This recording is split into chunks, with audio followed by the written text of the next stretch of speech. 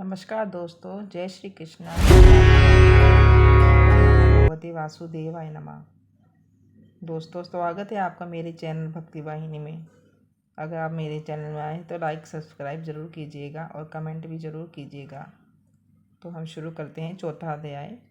नारद जी ब्रह्मा जी से कहते हैं कि हे ब्राह्मण, कार्तिक मास में जो दीपदान होता है उसका महात्म्य कहें।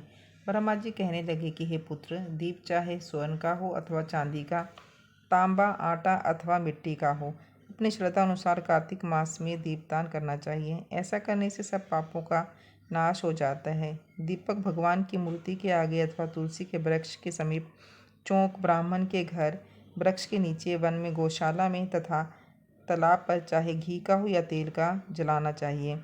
जो ब्राह्मण के घर में दीपक जलाता है उसको अग्निष्टोम यज्ञ की प्राप्ति होती है, और जो आकाश में ऊंचा दीपक जलाता है उसके धन की वृद्धि होती है तथा वैकुंठ में वास मिलता है। भगवान से प्रार्थना करें कि हे भगवान, मैं आपके निमित्त दीपक जलाता हूँ। कार्तिक में मथुरा, माघ में प्रयाग और वैशाख में हरिद्वार का वास अत्युत्तम होता है। जब सूर्य तुला, मकर और मेघ राशि का हो, उसमें किए गए व्रत, नियम और पूजा बहुत अधिक फल देने वाले होते हैं।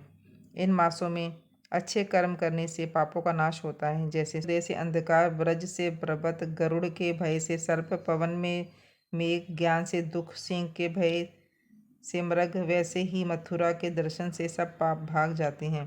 कार्तिक मास में स्नान, जागरण, दीपदान, तुलसी सेवन, भगवान के मंदिर में मार्जन, झाड़ू आदि लगाना, भगवान की कथा सुनना, कीर्तन करना सभी अच्छे फल देने वाले होते हैं।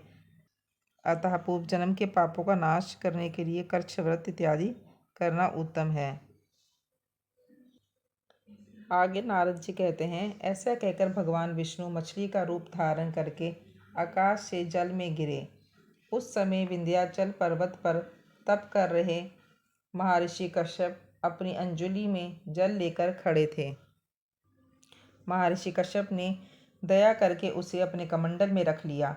मछली के थोड़ा बड़ा होने पर महर्षि कश्यप ने उसे कुएं में डाल दिया। जब वह मछली कुएं में भी ना समा सका तो उन्होंने उसे तालाब में डाल दिया। जब वह तालाब में भी ना आ सकी तो उन्होंने उसे समुद्र में डाल दिया। वह मछली वहाँ भी बढ़ने लगी। फिर मत्स्य रूपी भगवान विष्णु ने इस शंखासुर का वध कर दिया और शंखासुर का हाथ में लेकर बद्री वन में आ गए। वहाँ उन्होंने संपूर्ण ऋषियों को बुलाकर इस प्रकार आदेश दिया, मुनीश्वरों, तुम जल के भीतर बिखरे हुए वेद मंत्रों की खोज करो और जितना जल्दी हो सके उन्हें सागर से जल्द से बाहर निकालो। तब तक मैं देवताओं के साथ प्रयाग में ठहरता हूँ। तब उन तपोबल संपन्न महर्षियों ने यज्ञ और बीजों सहित संपूर्ण वेद मंत्रों का उद्धार किया। उनमें से जितने मंत्र जिस ऋषि ने उपलब्ध किए, वही उन बीज मंत्रों का उस दिन से ऋषि माना जाने लगा। तदंतर सब ऋषि एकत्र होकर प्रयाग में गए। वहाँ उन्होंने ब्रह्मा जी सहित भगवान विष्णु को उपलब्ध हुए सभी वेद मंत्र समर्पित कर दिए। सब वेदों को पाकर ब्रह्मा जी बहुत प्रसन्न हुए। उन्होंने देवताओं और ऋषियों के साथ प्रयाग में अश्वमेघ यज्ञ किया। यज्ञ समाप्त होने पर सब देवताओं ने भगवान से निवेदन किया, देवादिदेव जगन्नाथ, इस स्थान पर ब्रह्मा जी के खोए हुए वेदों को पुनः प्राप्त किया गया है और हमने भी यहाँ प्रसाद से यज्ञ भाग पाए हैं। अतः ये स्थान पृथ्वी पर सबसे श्रेष्ठ पुण्य की वृद्धि करने वाला एवं भोग तथा मोक्ष प्रदान करने वाला है।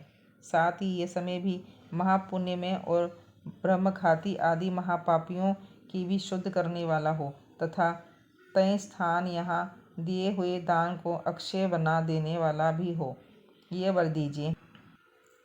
भगवान बोले, तुमने जो कुछ कहा है वह मुझे स्वीकार है। तुम्हारी इच्छा पूर्ण हो। आज से ये स्थान ब्रह्म क्षेत्र के नाम से प्रसिद्ध होगा। सूर्य वंश में उत्पन्न राजा भागीरथ यहाँ गंगा को ले आएंगे और वह यहाँ सूर्य कन्या यमुना से मिलेंगे। ब्रह्मा जी और तुम सब देवता मेरे साथ यहाँ निवास करें। आज से यह तीर्थ तीर्थराज के नाम से विख्यात होगा। तीर्थराज के दर्शन से तत्काल सब पाप नष्ट हो जाएंगे। जब सूर्य मकर राशि में स्थित होंगे उस समय यहाँ स्नान करने वाले मनुष्य के सब पापों का यह तीर्थ नाश करेगा। ये काल भी मनुष्य के लिए सदा महान पुण्य फल देने वाला होगा। माघ में सूर्य के मकर राशि में स्थित होने पर यहाँ स्नान करने के सौलक्य आदि फल प्राप्त होंगे। देवादिदेव भगवान विष्णु देवताओं से ऐसा कहकर ब्रह्मा जी के साथ वहीं अंतर्ध्यात हो गए। तत्पश्चात इंद्र आदि देवता भी अपने अंश से प्रयाग में रहते हुए वहां से अंतर्ध्यात हो गए। जो मनुष्य कार्तिक में तुलसी जी की जड़ के समीप श्रीहरि का पूजन करता है, वे इस लोक में संपूर्ण भोगों का उपभोग करके अंत में वैकुंठ धाम को जाता है। इति। चौथा अध्याय समाप्त हुआ। तो मित्रों, अब हम मिलते हैं 5वें अध्याय में। तब तक के लिए जय श्री कृष्ण।